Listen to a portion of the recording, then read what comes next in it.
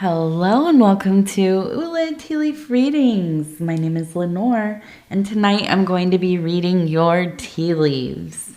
This is a horoscope for Gemini. If Gemini is your solar, lunar, ascendant / rising sign, then this is a message for you. All right, let's get started. And so our card tonight is the Queen of Cups.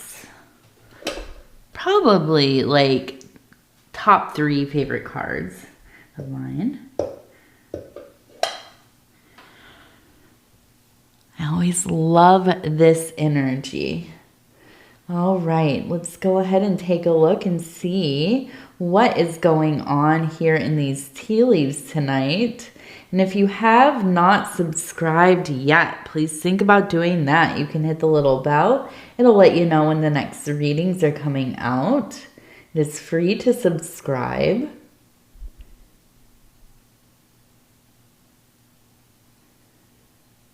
Okay. So I feel like immediately I'm looking at this and it just has this energy of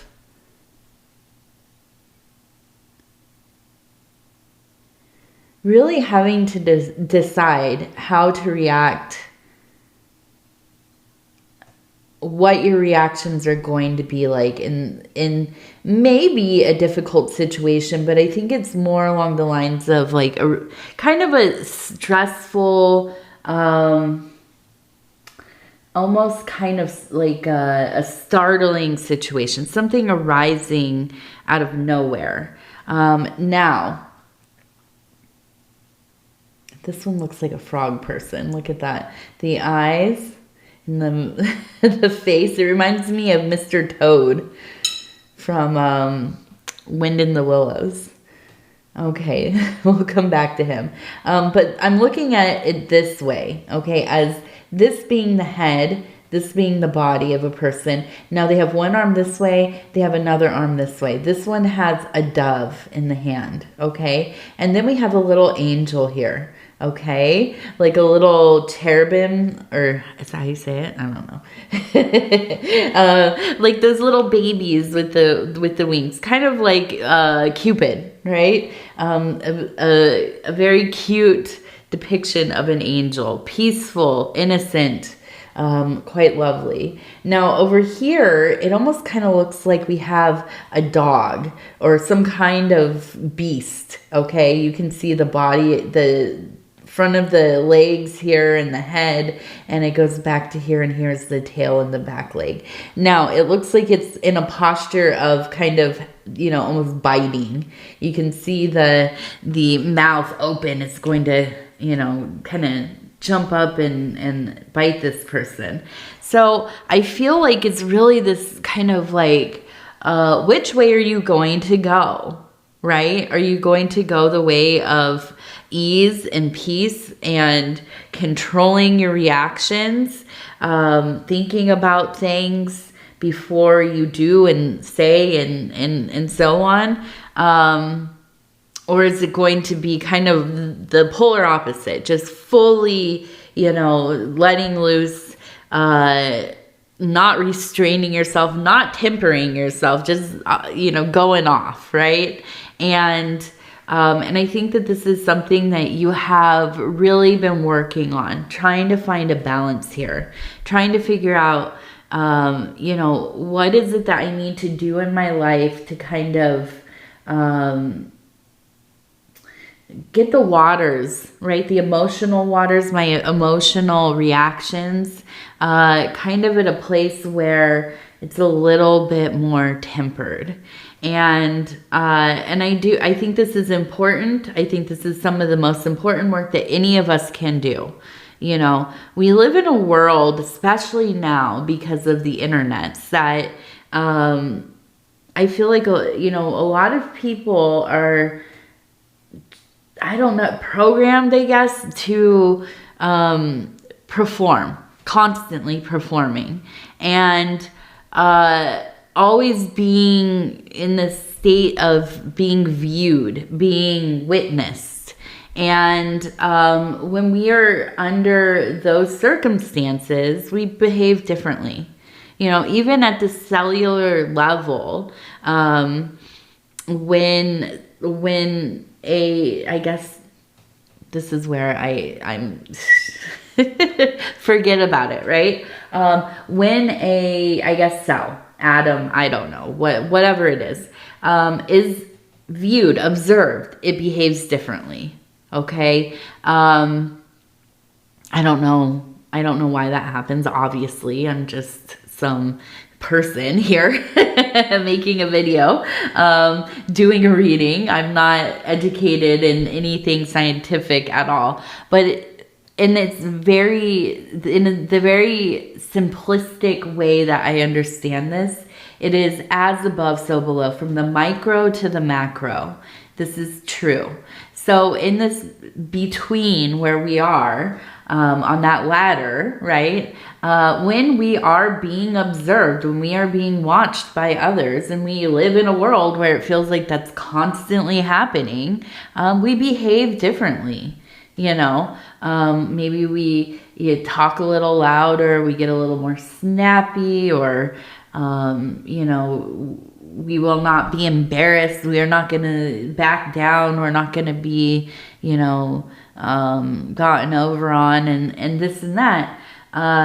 But, you know, on the other side of it, it could be that you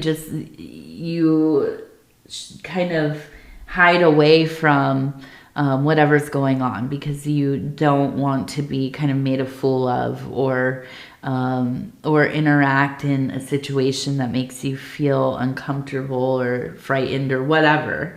And that makes sense too.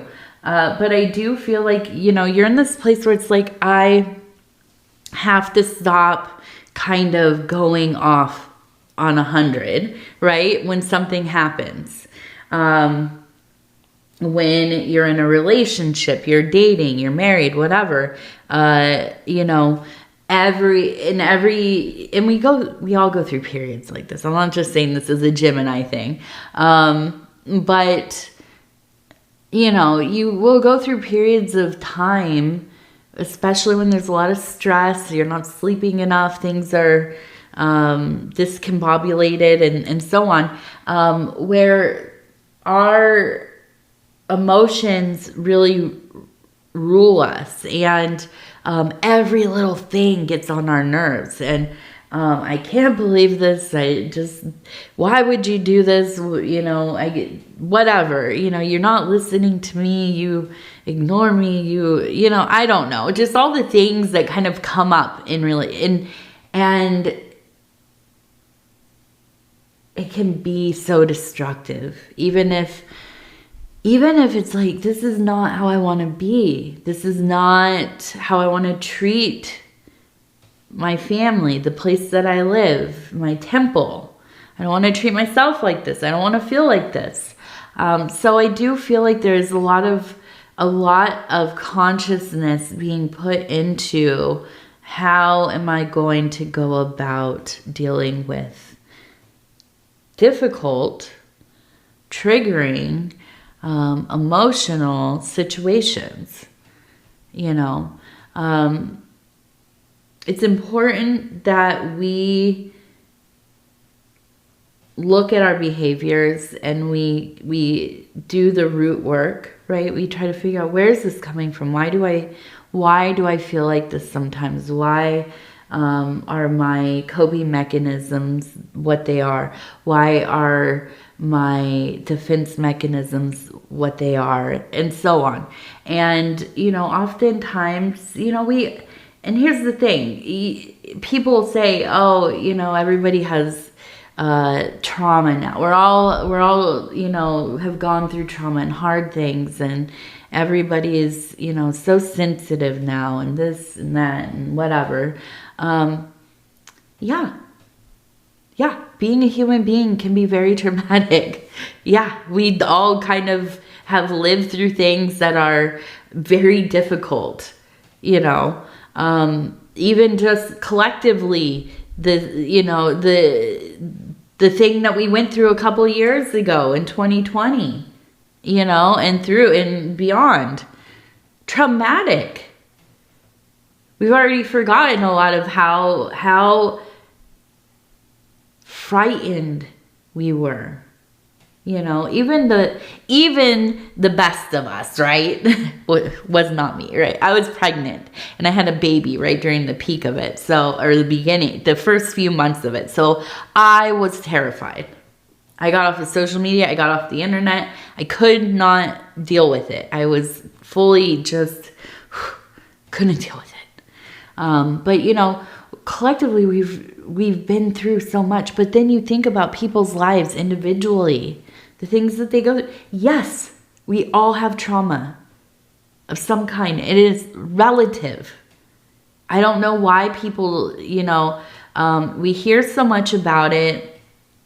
It's part of the conversation now in all walks of life, in all classes and you know, social groups and cultures and things. People are talking more and more about the things that we go through in life that, you know, first of all, need to change, right? Second of all, you know, maybe things that we have just kind of taken as the norm and look at it and think, nah, this is something's out. This is not it, right? So, you know, it's important to figure some of that stuff out. But on top of that, we have to figure out how are we going to change the way that we live with this knowledge. Because, yeah, we know, you know, for me, I have CPTSD. I am, you know, diagnosed, right? I've been through tons of therapy. I know what my symptoms are. I know what my triggers are. Not all of them, but a lot of them, right? I know what I should be doing.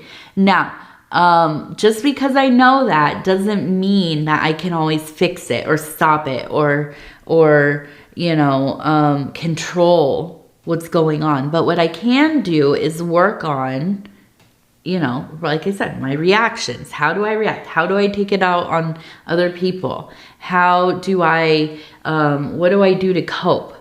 Right? And so I'm looking at this and it's like, yeah, you are fully in this work. You are fully in this work. And it is important work. You know, we can go out in the world, and I know I'm being kind of like passionate and preachy in this reading, but this is something that is really dear to my heart. Because I care about people. I do. And when I see somebody and I see the signs of somebody doing this kind of difficult work, recoding their mind, emotional, spiritual connection, I am in praise. Absolutely. But it's just, and I forgot where I was going with that, but it is the most important work because it is our instinct to want to make the world a better place, right? It is our instinct to want to go and fix situations, to save people, to, educate people and try to fix whatever is going on. There's a lot going on, isn't there? But the most important place to do that kind of work, saving the world, it's within our own self.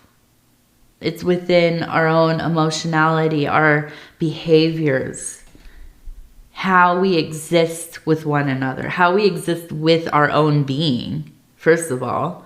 But then, and as you do this work, it flows outward. It changes how people feel around you. It changes how you interact with others. It changes the vibration, right? The frequency is rising, and this, in my opinion, is how anything is going to get better. Is we have to stop trying to fix everybody else. We need to start working on ourselves.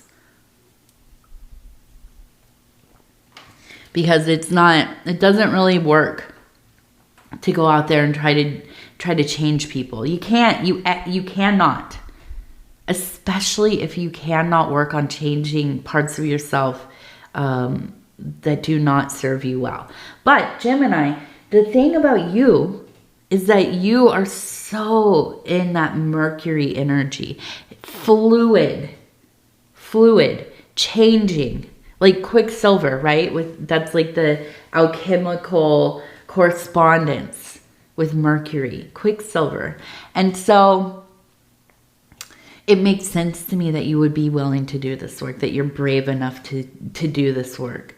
You are holding yourself accountable. You also are loving yourself so deeply because you want to live better. You want to create a better environment, atmosphere, home for those that you love around you and for yourself, right? So absolutely love this. I know I spent a lot of time talking about that one, but it's important stuff. Okay, so we have S and C, okay? We also have, well, now it looks like a chicken and a dragon. A chicken and a dragon.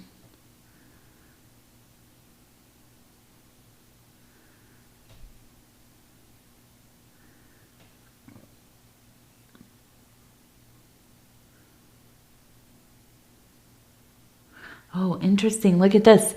It says S-O-U. And I'm going to read this as an L because it does look like an L to me. L. Okay, so we have soul. I like that so much.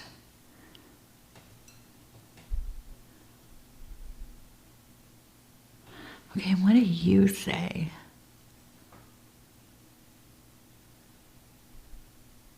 I'm reading this as mom. M-O, and it looks like a W, but I'm reading it as an M as well. So mom. So something with mom here. Now we have the chicken and the dragon. So we're in the year of the dragon.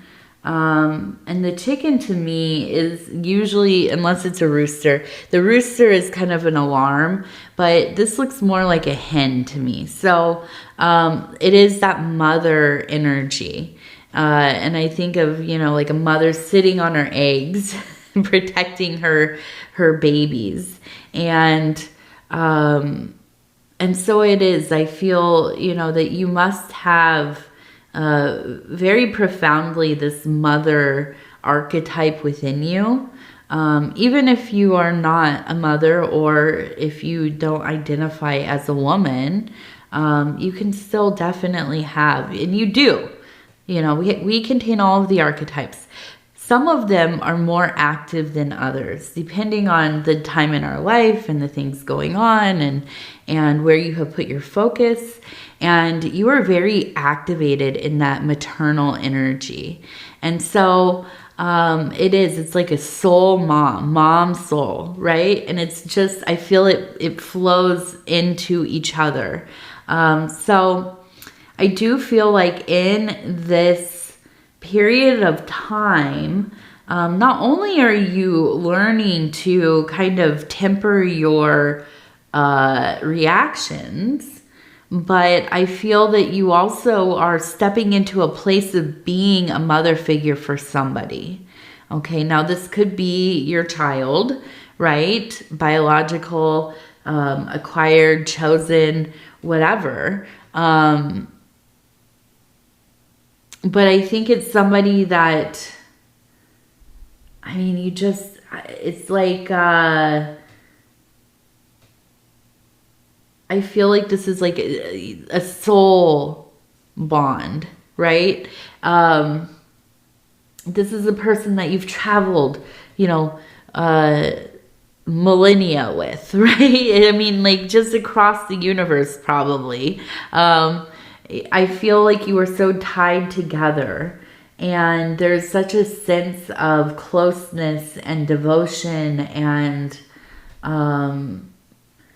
I feel like it's like you've never said an unkind word, you know, or if you have, you know, it was something that you quickly made amends, because there's such a love and respect here. And I feel like, and I'm trying to look here, what,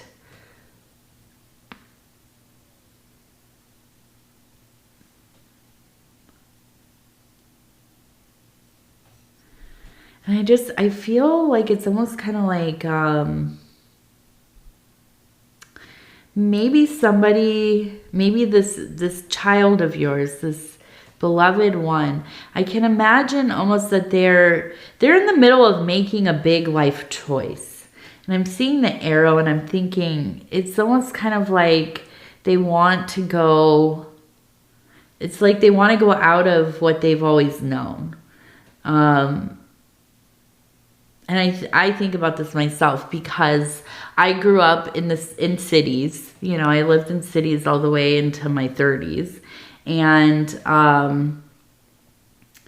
then I moved to like more and more. Every time I've moved, it's gotten more rural, right? And now very rural. And so I think about that. And then I think about my daughter, who has grown up the opposite, right? And she is growing up the opposite. She's in a rural area. So she's probably going to be like, I want to move to the city. I want to go live in a city when I get old enough. This kind of really romantic idea of living in a you know, metropolis or whatever. And so, you know, I feel like there's almost a sense of kind of like this, where it's like, you know, that this beloved person has to go out and see the world. They have to live their life and make their own mistakes and figure out like what they're doing and see things, experience things. And at the same time, you just kind of want to keep them safe. You want to keep them close to you. You don't want them to find out about what the world can really be like, you know, in its worst aspects. But at the same time, you cannot explain that to somebody. You can tell them, you know, how bad it can be, how dangerous it can be, how much of a struggle it can be, right? But it's such an abstract thing unless you have experienced something akin to it. And so I feel like this is, it's a feeling of really trying to figure out like, how am I going to support them? But I want them to do something different. I don't want them to do this. But I don't want to alienate them either. I don't want to make them feel like they can't talk to me or be open with me about what they're doing or what they're interested in, or, you know, what they identify with, or whatever it is. But you know, I think that this all kind of makes sense to me, that you're learning how to work on those reactions, because at times it probably could be like super, you know, almost like your reaction is completely disproportionate with what's going on, you know, and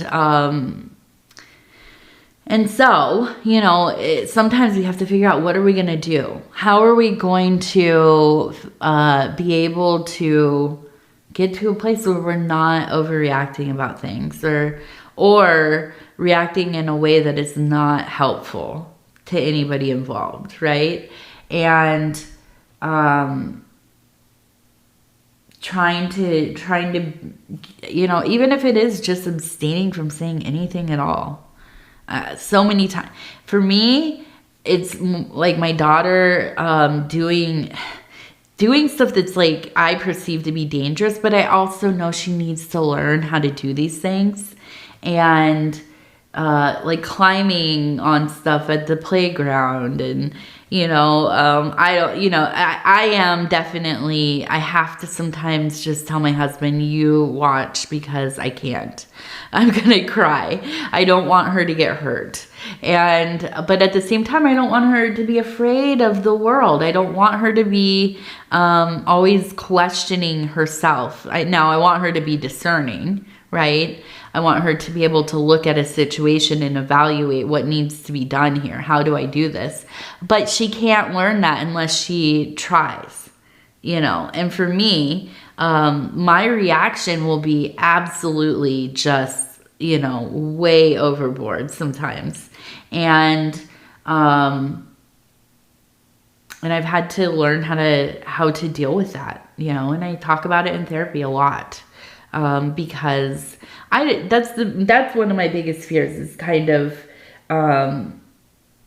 saddling my daughter, who doesn't deserve it, with the amount of anxiety I have about life. And I just don't want that to happen, you know. And it's ambient in in any environment that we're in, because you can feel somebody's anxiousness, right? But I don't want to limit her experience because of my fears. And that's hard. So I look at this and I think, you know, you are doing just amazing work here. You are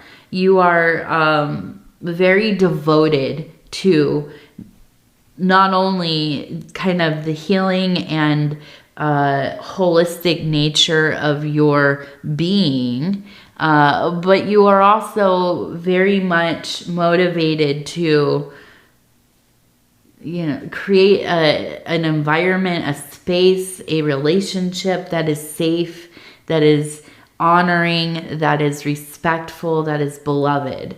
And these two things together make you quite a rarity, okay? And I love that about Gemini, because you all put your all into everything that you do. Okay, especially if it's something that is meaningful. And this is kind of that peak of meaningful. So let's go ahead and look. Oh, we have a turkey.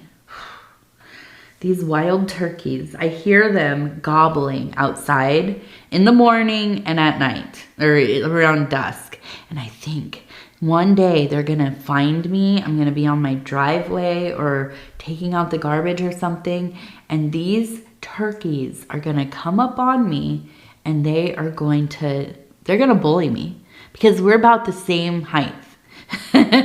You might think I'm joking, but I'm not. I'm just about 5 foot. So these turkeys are a menace, and I love them. But when I hear them, when I see them, I go inside. I shut the door. Say, not today, turkeys. But I do, as a symbol, seeing the turkey. It absolutely.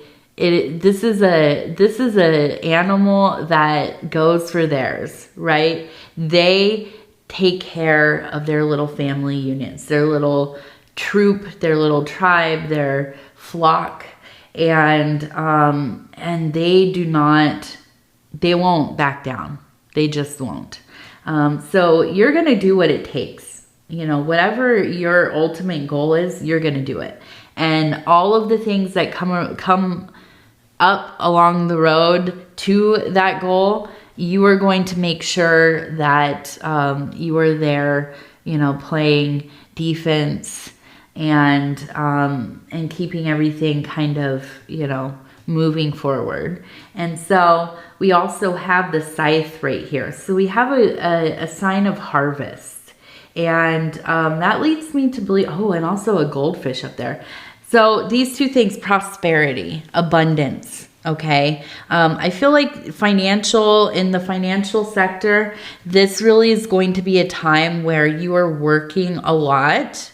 If you are post-work, I feel like this is a period of time where you're going to be figuring out some financial planning or you know, having to kind of resituate some of the stuff. But ultimately, I feel like as things come together, it's totally going to pay off. It's going to be well worth the work. So definitely resources coming in. And there's the prosperity, longevity, and good health with that goldfish as well. All right. Let's see. What are we going to do? Oh, yes. Oh, yes. Oh, yes. I know. Wild Bohemian affirmation cards. These are the fire element. And I'm going to go ahead and just flip through here. I'm going to stop where it feels right. It says, I am seer. Contemplate all of your gifts and your siddhis. You are more than you know. You are more than you know. Okay, so I know somebody told me before, the last time we had this card, and I'm going to look it up again because there's some things, words that, okay, so it means fulfillment and accomplishment.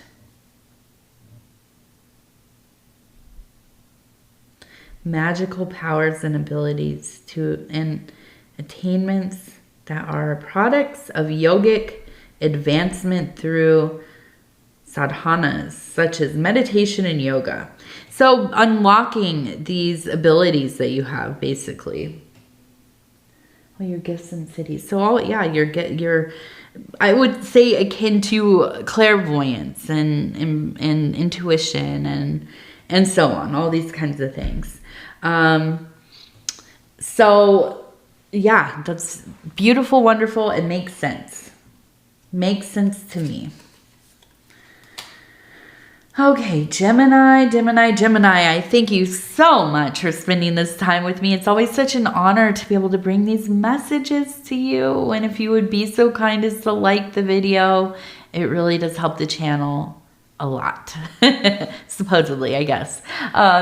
But also, if you have not subscribed yet, please think about doing that. You can hit that little bell. It'll let you know when the next readings are coming out. It is free to subscribe. And if you would like to leave a comment, please do. I read them all. They mean the world to me. There are so many now that I don't always get back to each one, but I do read them. Okay, I've read them. I see them, and I love you. Thank you. So anyways, with that, I'm going to say again, I love you. Take care of yourself. We're going to talk in a few days. And, happy May Day. Happy Beltane. I don't know if that's how you say it, but I think so. It looks like it. Here's to a wonderful, wonderful next half of the season. All right. Love you. Goodbye.